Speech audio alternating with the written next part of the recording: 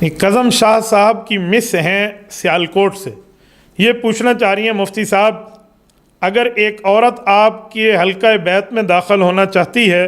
آپ سے بیعت کرنا چاہتی ہے، اس عورت کا خاوند اس کا ساتھ نہیں دیتا، اس صورت میں عورت کیا کرے؟ میری بہن، وہ عورت اپنے خاوند کی بات مانے۔